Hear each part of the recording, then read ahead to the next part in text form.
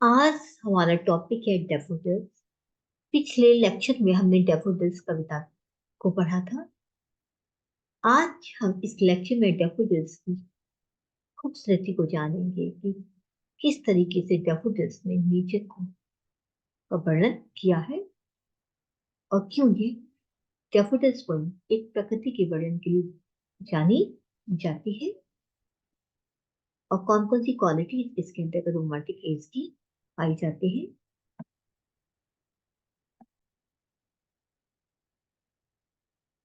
The poem Daffodils, composed in the year 1802, is the world-famous nature poem of William Wordsworth, who is the romantic poet and the high priest of nature.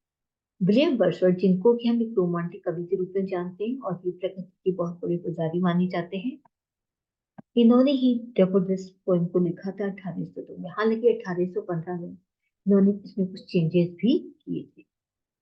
This poem is also known as I Wandered Lonely as a Cloud. This line is the opening line of the poem. इस कविता को हम इस opening line I wanted lonely as a cloud के रूप में जानते हैं।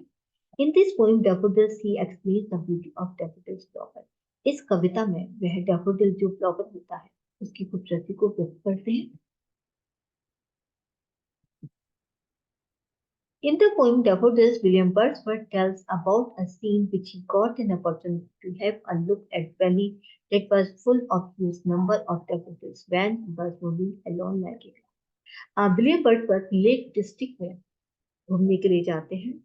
अब एक दिन वो अकेले ही डैफोडिल्स लेक डिस्ट्रिक्ट में वो घूम रहे थे।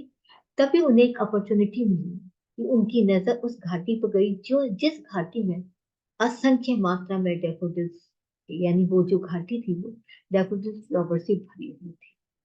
वैन ही वाज मूविंग, जब वो अकेले घूम रहे थे, और यहाँ पे उन्होंने यूज किया है कि लाइक ए क्लाउड, जैसे एक बादल जिस तरीके से बादल पहाड़ी और घाटियों के ऊपर तैरता रहता है, उसी तरीके से जब वे उस घाटी में थे तो ऐसा लगता था जैसे बादल पिछवाने पूरी घाटी में घूम रहे, तो भी चारों तरफ में डैफोडिल्स ही नजर आ रहे थे। Construction of the poem. This lyric poem consists of four stanzas. इस कविता में 4 स्टैंजास हैं। Each stanza consists of 6 lines. प्रत्येक स्टैंजा 6 लाइन का बना हुआ है। Each line of the poem is metered in an iambic tetrameter. इस कविता की प्रत्येक लाइन को iambic tetrameter में लिखा गया है। Theme and summary. The whole poem describes the beauty of daffodil flowers की ब्यूटी को व्यक्त करती है, which are floating on hills or valleys at the time when the poet like a cloud was moving along. जब कभी एक बादल के समान अकेला घूम रहा था, तभी जो डैफोडिल फ्लावर्स थे वो उस पहाड़ी और घाटी के ऊपर तैर रहे थे। And he understand that the deep daffodil welcome, उसे लगता है कि ये फ्लावर्स उसका स्वागत कर रहे थे। These daffodils are beside the lake beneath the tree. ये फ्लावर्स झील के पास थे और पेड़ के नीचे भी थे। He personifies flowers and makes them able to dance like human and uses birds as butterflies too.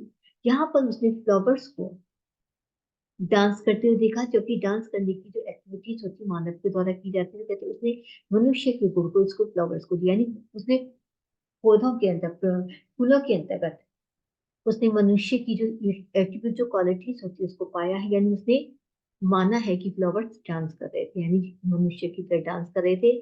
तो उसने यहाँ पर एक पर्सनिफिकेशन का इस्तेमाल किया है। एंड दूसरे उसने वर्ड फ्लटर का इस्तेमाल किया, जिस तरीके बटरफ्लाई फ्लैटिंग कर रही होती हैं उसी तरीके से फ्लावर्स भी फ्लटर कर रहे हैं। Actually that day there was wind blowing. वास्तव में उस वक्त हवा चल रही थी, डेट वाज मूविंग दैम, और जो फ्लावर्स को हिला रही थी एज दे वर डांसिंग, और उसी मूवमेंट से ऐसा लगता है जैसे वो डांस कर रही हो, फ्लैटिंग इधर उधर हिल रही हो। He describes a landscape view in a beautiful way. उसने इस लैंडस्केप को बहुत ही सुंदर तरीके से व्यक्त किया है। दैट पोर्टिस वैली, जिसमें पोर्टिस घाटियां भी हैं, झील भी है, पेड़ भी है, flower. Further, William Wordsworth compared flowers with the stars and clouds of flowers like a glacial stand. आगे पर विलियम वर्ड्सवर्थ ने फूलों की तुलना तारों के साथ की है और फ्लावर्स और फूलों के उस भीड़ के साथ, उस समूह के साथ की है जो गैलेक्सी ऑफ स्टार्स की तरह लगते हैं। गैलेक्सी ऑफ स्टार्स मतलब तारों का समूह, जिसे मिल्की वे भी कहते हैं। कहते हैं, जिस तरीके से तारों का समूह चमकता है उसी तरीके से फ्लावर्स भी वहां पर चमक रहे हैं। He says flowers are looking like star shining in the middle. वो कहते हैं कि फ्लावर्स सितारों के समान दिखाई दे रहे हैं और चमक रहे हैं, जिस तरीके से मिल्की वे में तारे चमकते रहते, इन नेवर इंटेंस, और कभी हम नहीं पहचान पाते कि अंतिम तारा कौन सा होगा। यानी असंख्य तारे होते हैं, एंडिंग लाइन उसी तरीके से नेवर एंडिंग लाइन, वो इस तरीके से लाइन में कतारों से लगी हुई है, ऐसे लगता है कि लाइन कहीं खत्म ही नहीं होती। यानी वहां कोई भी ऐसी जगह नहीं है जो यहाँ खाली जगह हो जहाँ हमें लगे कि यहाँ फ्लावर्स नहीं, हर तरफ फ्लावर नजर आते हैं। He compare flirting of flowers as tinkling of star, flowers की फ्लर्टिंग को यानी उसके मूवमेंट को तुलना वह तारों की चमक के साथ करता है। कि कैसे द क्वांटिटी ऑफ फ्लावर्स, वह फ्लावर्स की क्वांटिटी मात्रा के बारे में बताता है। As there were 10,000 in one side, वो कहता है कि एक ही दृश्य में सिर्फ 10,000 डैफोडिल्स को देखा। That shows that he has never seen so many flower at one, ये चीज दर्शाती है कि उसने कभी भी इतनी सारी फ्लावर्स एक साथ नहीं देखे हैं। The poet gazes at flowers for a long time, काफी लंबे समय तक कवि जो है फ्लावर्स को देखता चला जाता है। फॉर गेटिंग हिज सराउंडिंग, अपनी सराउंडिंग्स को भूल जाते कि वो कहाँ है। At present the poet does not know what he gets from these daffodils, कवि को नहीं पता कि उसने क्या पाया है, but he feels happy from inside by looking that daffodils waving, लेकिन उन डेफोडिल्स वेविंग को यानी हिलते हुए डेफोडिल्स को देखकर उसे अंदर से ही बहुत ज्यादा खुशी महसूस होती है। यानी उसको नहीं पता कि वो उससे क्या मिलने वाला है डेफोडिल से, लेकिन उसे इतना पता है कि वो अंदर से काफी खुशी महसूस करता है। whenever bird goes to his bed, जबकि वो अपने बेड पे जाता है, या एंड बिकम श्योर, जब वो स्वतंत्र होता है यानी वो फ्री टाइम में होता है, a picture of these dancing and waving daffodils comes with it, तो उसके सामने इन डांस करती हुई और खिलते हुए डेफोडिल्स की तस्वीर सामने उभर आती है। he becomes happy, वह खुश हो जाता है, and his heart fills with happiness, and dancing daffodils makes his mind dancing in the same, और फिर इतना खुश हो जाता है कि दिल भी खुशी से भर जाता है और वह डांस करने लगता है जैसे कि डेफोडिल्स डांस कर रहे होते हैं, उसी तरीके से उसका माइंड में भी वो डांस करने लगता है, यानी वो इंटरनल बहुत ज्यादा उसको हैप्पीनेस देते हैं।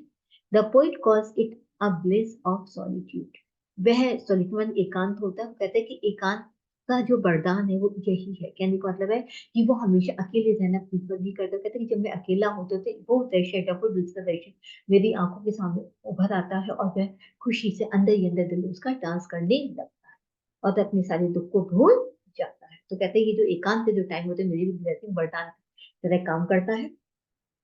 This is the main reason, यही मुख्य कारण है that he successfully portrays this beautifully scenery of the, कि उसने बहुत ही सफलतापूर्वक इस सुंदर से दृश्य जो है को व्यक्त करता है सुंदर रूप में। Expressing his mind so brightly in vivid, उसने विविड लैंग्वेज में अपने माइंड को भी व्यक्त किया है। एंड सिंपल फॉर्म में दैट ऑफ द रीड, और उसका जो माइंडली जो विविड लैंग्वेज और जो सिंपल फॉर्म वे पाठकों को अपनी तरफ आकर्षित भी करती है, अपील करती है। इस पोएम की जो राइमिंग स्कीम है वो ए बी, यहाँ पर पहली लाइन थर्ड से मिलती है और सेकंड लाइन फोर्थ से मिलती है और फिफ्थ लाइन सिक्स से मिलती है, और यही राइमिंग स्कीम का पैटर्न हर स्टैंजा में शुरू से लेकर लास्ट तक जाता है। और as he loved nature so the main theme of the poem is also the beauty of nature, क्योंकि पोएम पूरी पोएम प्रकृति के ऊपर लिखी गई, नेचर को तो पोएम की जो थीम है वो नेचर ब्यूटी कहलाती है। Figurative language, the use of figurative language made it much appealing to the reader, इसमें जो फिगरेटिव लैंग्वेज का जो इस्तेमाल किया है, फिगर्स ऑफ स्पीच का जो इस्तेमाल है वो पाठकों को अपील करता है, आकर्षित करता है। The poet compares himself to a cloud, कवि ने अपनी तुलना बादल से की है। He personifies flowers by using word dancing, उसने डांसिंग वर्ड का यूज करके फ्लावर के लिए पर्सोनिफिकेशन ध्यान में उसने पर्सोनिफिकेशन भाषा का इस्तेमाल किया है। फ्लैटिंग एंड टॉकिंग, ये सभी वर्ड्स हैं जहां पर हमें लगता है कि वो क्वालिटी है जो मनुष्य में पाई जाती है लेकिन अब वो फ्लावर में पाई गई है। ही यूज्ड हाइपरबोलिक लैंग्वेज पे, उन्होंने हाइपरबोलिक लैंग्वेज का भी इस्तेमाल किया। बाई सेइंग 10,000 फ्लावर, कि उसने एक नजर में 10,000 फूलों को देखा, ये अपने आप में हाइपरबोलिक लैंग्वेज है। In the whole point he describe flowers like living, वे पूरी कविता में फ्लावर्स को लिविंग बींग्स के रूप में व्यक्त करते हैं। That dance toss their head, जो डांस भी करते हैं सबसे कुछ नाचते भी है। He calls these flowers flirting as the flutters butterflies भी, वह फ्लावर्स को फ्लर्टिंग करते हुए बुलाता है और जैसे कि बटरफ्लाइज करते हैं। Simli continue as the start, इस लाइन के अंदर वो सिमली पाई जाती है कि लगातार ही तुलना, तारों की तुलना मतलब वो दिल्स की तुलना उन तारों की चमक के साथ करता है। मतलब I wonder lonely as a cloud, में ऐसे घूमता है जैसे एक बात अकेला होता है। उसी तरीके से मेटाफर का इस्तेमाल किया पर्सोनिफिकेशन से, मनुष्य गुड़ पाए fluttering and dancing in the breeze, हवा में डांस करना, फ्लैटिंग में मूव करना। हाई बोल 10,000 सो आई, यानी एक नृत्य मैंने 10,000 को दिया, हाइपरबोलिक चेंजेस है। Tone, the poem is subjective, इस तरह जो विषय आते हैं वो टोन है, पर्सनल टोन है, because it expresses the feelings of the poet, क्योंकि ये भावना व्यक्त करते हैं कवि की। One of the key characteristics of romantic, जो रोमांटिक देश का एक मुख्य विशेषता हमसे पाई जाती है। Message, the poem Daffodils reports about how nature and memory were very close to the heart of romantic poets like Wordsworth. Poem जो डैफोडिल्स है वो बताती है कि किस तरीके से प्रकृति और जो मेमोरी स्मृतियां होती हैं बहुत ही क्लोज होती हैं रोमांटिक कवियों हेड से, जैसे कि Wordsworth. Also it has the message to praise the beauty of nature, हालांकि एक संदेश देती है कि प्रकृति की सुंदरता की प्रशंसा के बारे में। One who is close to nature, एक व्यक्ति जो प्रकृति के प्रति क्लोज होता है and enjoy in its company, never feel depress, तो वो हमेशा इस कंपनी को एंजॉय करता है, कभी वो अपने आप को डिप्रेस या अकेला महसूस नहीं करता है। Nature is the greatest gift और ब्लेसिंग्स टू मैन, को प्रकृति जो मानव जाति का सबसे बड़ा वरदान और आशीर्वाद मानी जाती है। It has the power to heal our disease, इसमें वो पावर है कि वो हमारी कष्ट को दूर कर सकती है, हील कर सकती है, and make us live on, हमें फिर से जीवित कर। तो उम्मीद करती हूँ आपको ये पोएम समझ में आ गई होगी, और ये भी पता चली ये पोएम क्यों फेमस है और किस तरीके से प्रकृति के अंदर का इसके अंदर वर्णन किया है। Thank you very much.